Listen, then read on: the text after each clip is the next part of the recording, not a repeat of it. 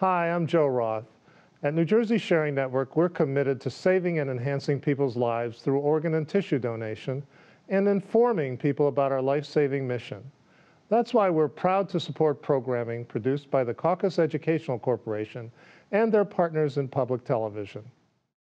Funding for this edition of One-on-One with Steve Adubato has been provided by Investors Bank, Horizon Blue Cross Blue Shield of New Jersey, Johnson & Johnson, New Jersey Resources, New Jersey Sharing Network, dedicated to saving lives through organ and tissue donation, Fedway Associates, and by Gary's Wine and Marketplace, creating an individual shopping experience for every guest. Promotional support provided by New Jersey Family Magazine and njfamily.com. And by New Jersey Monthly, the magazine of the Garden State, available at newsstands.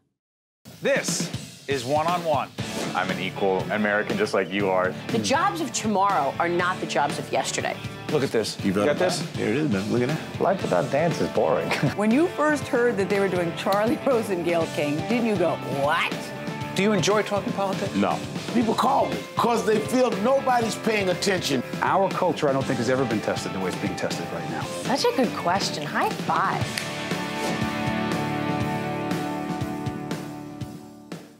Welcome to One-on-One. I'm Steve Adubato. I've read about this young man in the New York Times in a feature story about alternative media organizations, and he is Michael Shapiro, CEO, publisher of TapInto.net. Good to see you, Michael. Great to be here, Steve. Thank you. TapInto.net is? We're a network of more than 60 franchised online local newspapers in New Jersey and New York with more than 5.5 million readers. Okay, so here's my question. As someone who has relied on print for a long time, New Jersey, New York publications, and I love the online operation as well, digital operation. Is it more important that an operation like yours exists because of the struggles that the print side has had for so long? Yes, I mean, there's such a need for original local news reporting in our towns. That's what we cover. We cover local daily news in our towns. And what's been happening is media cutbacks, for example, laying off journalists or media consolidation or local newspapers that have become regionalized. And by doing that— What does that mean, regionalized? So, like, for example, the independent press that used to cover my town, New Providence, New Jersey, gradually expanded to cover like 6 towns. So what's wrong with that? It's more economical. So instead of getting 5 or 6 stories a week about New Providence, you got 1, and then they were acquired by the Star-Ledger, and they basically don't exist anymore. It's now called Ledger Local, and it's kind of like an insert that you get on your driveway. And that's really important because people have lost their local news coverage in those towns, and Tap Into is the way it's filling that void and providing original local news coverage in all of our towns. Let me ask you this. I'm curious about is major stories, stories like Bridgegate. That story was broken by The Record on the print side. Sean Bober, I think it was. Sean broke that story. Do you question whether in the current media landscape on the print side, whether that story would have been broken? Today, yes. If you asked that question a few months ago, I would have said it would still be broken. But with Gannett's acquisition of NorthJersey.com, and then they proceeded to lay off NorthJersey.com, which is the owner of The Record. Correct. And then they gutted the newsrooms. I mean, more than 50% of the folks there have lost their jobs. Today, I don't think that story would be broken. But why? What about it? Hold on, devil's advocate. Why not be broken by someone on the digital side at NorthJersey.com? Right. Well, I think in that case, we don't have any Tap Into sites yet in Bergen County. But if we did, then we would be breaking that story in that town. Hold on. But respectfully, Michael, it's not like North Jersey. By the way, full disclosure, we have a cross-promotional relationship, not only with NJ.com, the Ledger relationship there. That's the Ledger's digital site, but also with NorthJersey.com, the Record folks. Well, here's my question.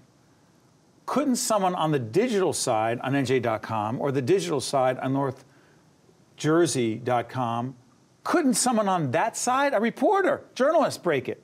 Oh, absolutely. But the problem is when you gut the newsroom, there's nobody to do that kind of a story, and that's part of the problem. If you lay off 50% or more of your reporters, how do you expect the same kinds of stories to be done and the same quality being done? And that's part of the problem. You think it's different quality? Yeah, I mean, you look at, for example, a newspaper like the Montclair Times, where that's my hometown. Yeah, paper. It used to be like just full of Montclair news, and now you're getting stories from Teaneck, and you're getting USA Today stories in there, and not as much coverage. Because Mark Porter, who was the great editor, he's now the sole reporter for the Montclair Times. He used to be the editor, and he used to have a staff of reporters. And so you can't cover as much Montclair news. And Mark's an incredible journalist, but you can only do so much, and that's part of the problem. So let me ask you this: what impact, particularly in the post-Donald Trump presidency era, what impact do you think that this current media landscape, this media environment, has on the way people receive, consume, and deal with information, there or not? Well, I mean, I think that Donald Trump... question, I know. Well, I think Donald Trump has actually been the best gift to journalists that you can possibly imagine. How so? Well, because by constantly attacking journalists, what it's caused is people You can't trust them. They're all bums, and they're just out to get me. Right. Did I get that right? Correct. Well, but he believes that. He believes that, correct. And I think probably a lot of many of his supporters believe the same thing. Correct. But journalism comes into the Trump administration with historically low approval ratings. When Donald Trump attacks journalists, it actually increases their approval ratings. And the reason being is that people who are opposed to Donald Trump gravitate then towards the media and want to support the media. So it's kind of an interesting situation. But where do people go? Hold on, but here's the other part of it. What does that mean for a site like yours? Because you're local. Correct. You're not national. Correct. What Trump is doing, President Trump is doing, is national. Mm-hmm. What role does an organization like yours play with trying to make sense of what's happening nationally and what it would mean to people locally? Right. So, we don't cover national news. We don't even cover state news. You don't even editorialize. Correct. We don't editorialize. Our view is if you give people objective, nonpartisan news and information, they can make up their own minds. They don't need us telling them how to vote or what to think, which I think is one of the reasons why media in general have the low approval ratings that they have. Also, we don't guide our news by page views, which is very different than other media. We're out there covering the local news, and as a result, we don't sensationalize the news, which has also contributed, I think, a lot to the low approval ratings of news. And the other thing, too, is that, I think that in terms of local news, and our coverage of local officials and council and Board of Ed, those are the folks that eventually become your freeholders, who become your assembly people, who become your governor, your congressman, and eventually your president. So I think that if you establish high-quality, objective local news sites on the local level, that will eventually filter up to the state level and eventually to the national level. To what degree, Michael, as we are in 2017, New Jersey will elect a new governor post-Chris Christie, to what degree does a site like yours play an important role in that process? Or is that state and that's not your turf? So in general, we wouldn't be covering the gubernatorial race. However, if, for example, Phil Murphy were to come Ambassador Murphy. Yes, who's running for governor on the Democratic side, if he were to come, for example, to Roselle and do an event on Town Hall. Or Lieutenant Governor Guardano or someone else on the Republican side. We would cover that because it's local to that town. But not because it's the state electing a leader post-Chris Christie. Correct. Correct. To what degree do you feel people are demanding, wanting, needing local coverage? I think there's the greatest demand for local news coverage. We see that, even in our statistics. I mean, it's just continued growth. And also, going back to that print question you asked earlier, 67% of our readers come through mobile devices. So a print newspaper can't service those people. The other interesting thing is more and more older Americans are going and reading their news online. Yeah. In terms of our demographics of our own site, a great majority of our readers are 45 and older. In fact, we have about 20% of our readers are 65 and older. Is that right? Yes. So it's this notion that older people don't read online is not true. By the way, I saw some video. Correct me if I'm wrong. We were doing this in mid-ish February 2017. I'm a Seton Hall University basketball fan. Was it on your site that I saw the locker room video of, it was a Seton Hall basketball game at the PAC, not at Prudential, and there was a young boy who was, I think, 13 to 14 years old, recovering from cancer, was sitting on the bench, and it was in a post-game after Seton Hall won. Coach Willard of the basketball team gave him the game ball and the team applauded him. You guys had the video. Am I getting this all wrong? No, that's correct. Yeah, I actually haven't had the chance to actually see the whole video, awesome. but yeah, that's I'm thinking, how did these guys get that video? Yeah, and it's because we're covering the news on the ground. It was actually sent to us by one of our readers. Is that right? Yeah, absolutely. Well, you look at, for example, when the Archbishop was assaulted a few weeks ago in Newark. Not the Archbishop, but one of the bishops, actually Bishop Cruz. That's right. Cruz, who I know very well. Right. And it was in the middle of a mass. Right, and we actually broke that story because our Tap Into Newark reporter wasn't there to cover it. He was there to attend the mass, and we broke that story. And then one of the parishioners got him the video that went all over the world. You love what you do. I do. I do, and because we're making a difference every single day. Folks, check out tapinto.net. The CEO and publisher is Michael Shapiro. He is on the cutting edge of media today. By the way, are we going out of business? No. I think there's a long history for media and TV, particularly public broadcasting. Yeah, I think so, because at the end of the day, the community supports it and the people support it, and so it's very important. And so do the corporations and foundations. Just making That's sure. right. That's right. Thank you, Michael. Appreciate it. Thank you so much. You got it. Stay with us. We'll be right back right after this. I just had to check and make sure. To watch more One-on-One with Steve Adubato, find us online and follow us on social media. She is back. By popular demand. Boy, does that look great. You look beautiful with that backdrop. Lynnette Khalfani Cox. She is the money coach, and she's an author. She's on every conceivable national program. She is back here on public broadcasting and Firehouse One-on-One. Good to see you. Thank you. I'm back where it matters. This is the only place that matters. You know that, You're saying the right thing. That's how you're going to get another invitation to keep that again. Invite you back again. Debt, right? We got to bring down our debt. We've got to slash our debt and improve our credit score. Yes. First of all, how the heck do so many people get in such debt?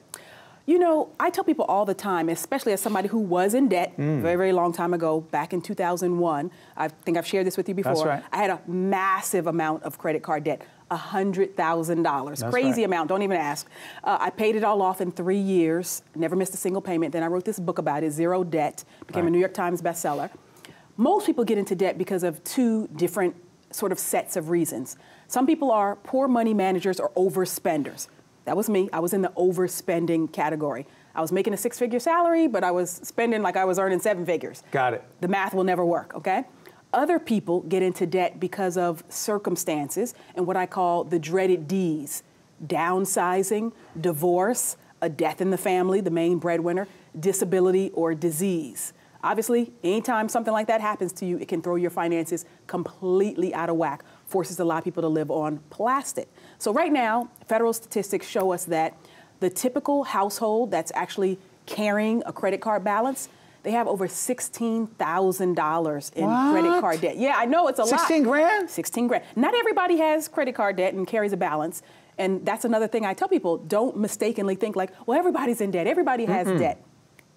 Pew Research has shown that 80% of all Americans do have some form of debt. A mortgage, a car note, student loan, auto loan, credit card debt, all of that. However, on credit card debt specifically, only 47% of households carry a balance month to month. So you have to, know that these statistics, when we talk about 16,000, we're talking about among those who do actually carry a balance. So here's the thing I often worry about. Well, not worry about, but think about when it comes to money. You work hard for a long time. You got kids. You got to try to do the college thing and live your life and try to find some balance. But then I got to a certain point where I said, I'm going to work hard, but I'm going to try not to be obsessed about money and keeping track. Yep. How the heck do we have a positive, healthy attitude about money, but be realistic? Am I making this too philosophical? Not at all. I think that's a great question because I do think a lot of us, especially here in the Northeast. Because I like making money, but I don't like being obsessed about money. Right. And a lot of us in the Northeast, let's be honest, we are. I mean, well, people are obsessed for good reason, because what it costs. Because it's ridiculously expensive. That's right. My husband and I, we often call New York, New Jersey, Connecticut, we call this the money belt. It kind of sucks the money out of you. I think there's a couple things that we have to do to realize what really matters. One is to not equate your self-worth with your net worth. I mean, it doesn't make anybody any better or worse a person because you have a couple extra zeros in your bank account. Look, my dad was from Harlem. He was raised in Harlem. My dad was a shoe shine man. His father was a shoe shine man, and his father was a shoe shine man. And I was born in Manhattan, but I was raised in Southern California. My dad had a shoe shine business out there. Ultimately, he expanded. He was a very successful entrepreneur. Totally. At the time, it was I was ashamed, to be honest about it. I was bused. I went into very wealthy, predominantly white neighborhoods, Brentwood, Pacific Palisades, et cetera. My friends, their parents were doctors and lawyers, right? At the end of the day, though, I'm so glad that my dad taught me a very important lesson. He said, look, all honest work is good work. You know, just because you could be the janitor or the CEO, nobody is better than another person because of the title, the degree that you might have behind your name. At the end of the day, exactly. So it helps to maintain a healthy perspective. Right. And we do have to kind of take it down a notch, or sometimes a mock or two, take it down. That's right. Because you have to really understand, what if you get sick, you know? At the end of the day, is all of that money that you have, or, you know, sure, you can afford health care, but if the doctors can't do anything for you. It's not going to get you better. Exactly. So focus on what matters. Good health, relationships, being a good person. Those are the enduring qualities. Because frankly, money can and does sometimes come and go. Tax, Jackie, what was that? Yeah, tax refunds. Yes. Well, what about that? Well, I think that people can use tax refunds to get themselves out of debt. And I'm always talking to people about using windfalls. So the IRS says that the average tax refund check is about $3,000. That's a good chunk of money to help you to get out of debt. And especially right now, I mean, 2017, this is a great time. People have made their New Year's resolutions, financial New Year's resolutions as well. Some of them have stuck to them, some haven't. But getting out of debt and improving your credit should really be at the top of the list for 2017 for a whole host of reasons. Especially on the career front, improving your credit really matters. Steve, I don't know if you know this, but SHRM, the Society for Human Resource Managers. That's right. They did a survey. They found that 58% of employers do employment-based credit screening. So they're checking the credit reports of, yes. So I got a bad score, I have a harder time getting a job? In effect, they don't check your credit score, but employers can and do check your credit reports. What's the difference? And well, your 3-digit credit score ranges from 300 to 850 points. And the score is a numerical calculation based on the underlying data that's in your credit reports. Kind of like when you went to school and you got a grade, you had a GPA, right? You had a 3.75, but that was based on the letters A, B, the grades that were actually. Is there an alternative way to look at this? Is there an alternative credit score? There are alternative credit scores. What does that mean? Well, non-traditional data. So people who don't have, say, a traditional mortgage. These are not like alternative facts, are they? No, thank God. Thank God we're not. Thank God we're not going there. I'm sorry. Okay, but this is an alternative.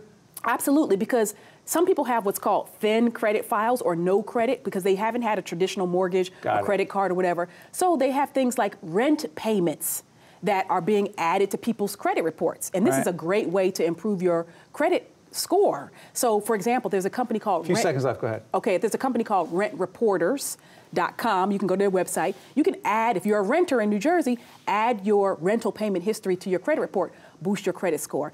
Check your credit score as well. Check out creditsesame.com. They'll give you a free credit score. They'll show you tips on how to increase your credit health. They also give you a credit grade, A to F, just like we did in school, to tell you how well you're doing with your credit and how you can improve it. You just help so many people. By the way, new dog in a family. What's the dog? Astro. Our 14-week-old beagle. We love him. He's giving us, keeping us no economic impact? Yeah.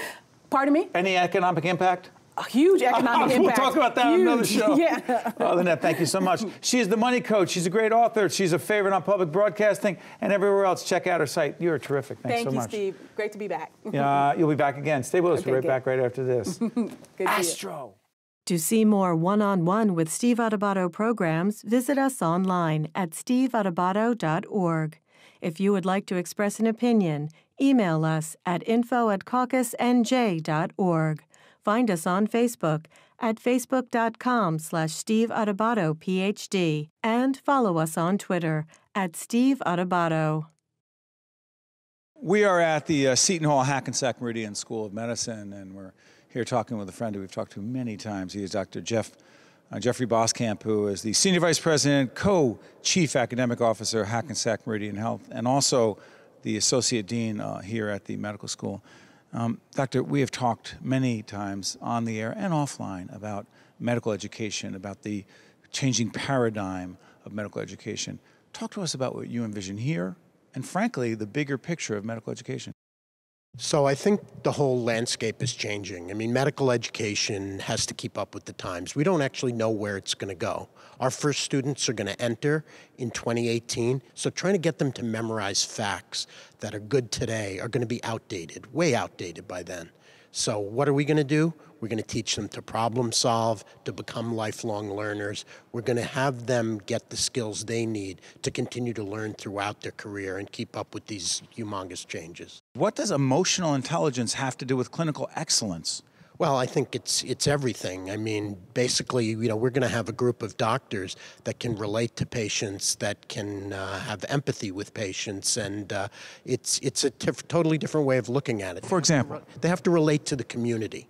So all of us are looking at not just hospitals and traditional places where healthcare is given. We're focused on wellness, and wellness doesn't happen at hospitals. It happens out in the community. We want our students to be out there in the community, interacting, having people, engaging people before illness occurs.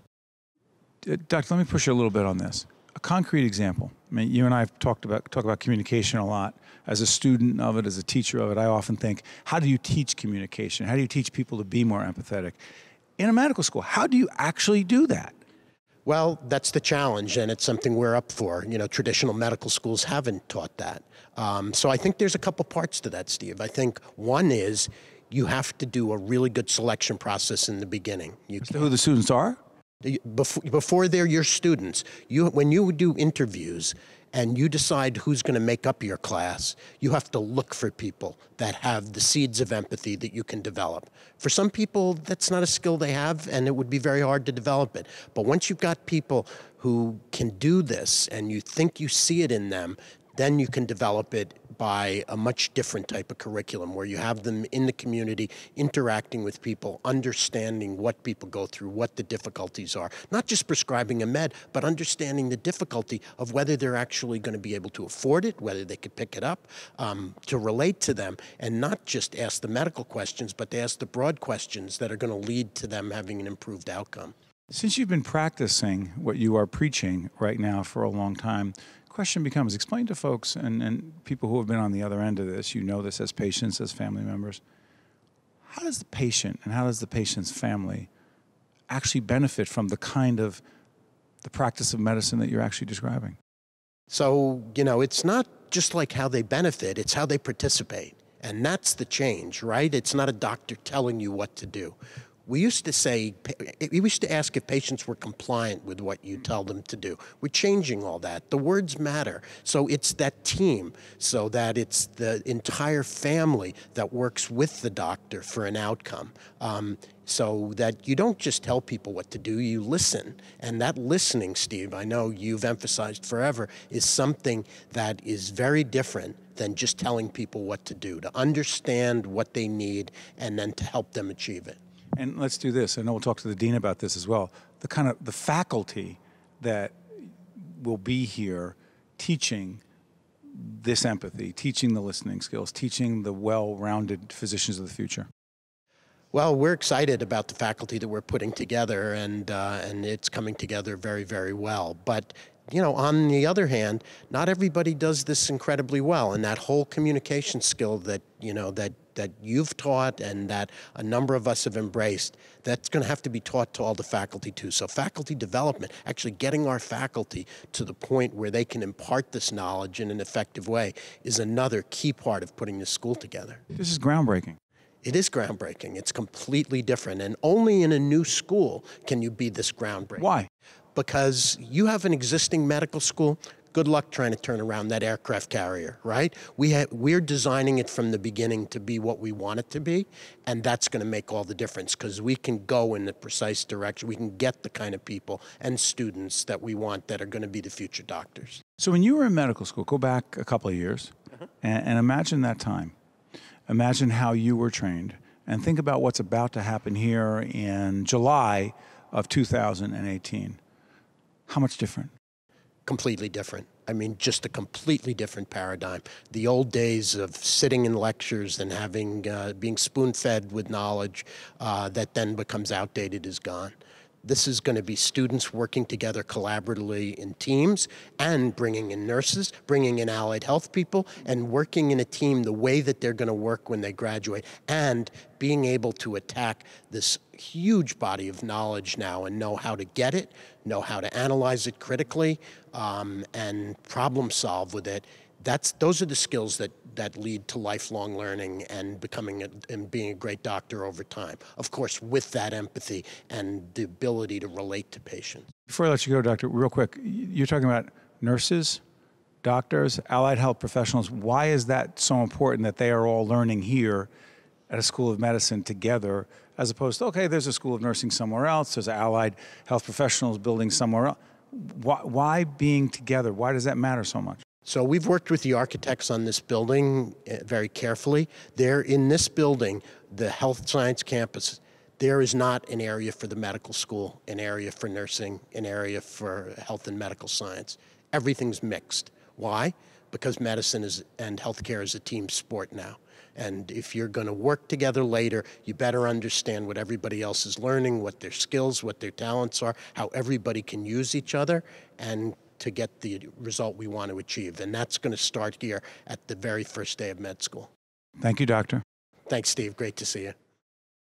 One-on-One with Steve Adubato has been a production of the CAUCUS Educational Corporation, celebrating over 25 years of broadcast excellence. Funding for this edition of One-on-One with Steve Adubato has been provided by Investors Bank, Horizon Blue Cross Blue Shield of New Jersey, Johnson & Johnson, New Jersey Resources, New Jersey Sharing Network, Fedway Associates, and by Gary's Wine and Marketplace. Transportation provided by Airbrook Limousine, serving the metropolitan New York, New Jersey area. One-on-One with Steve Adubato has been produced in partnership with TriStar Studios.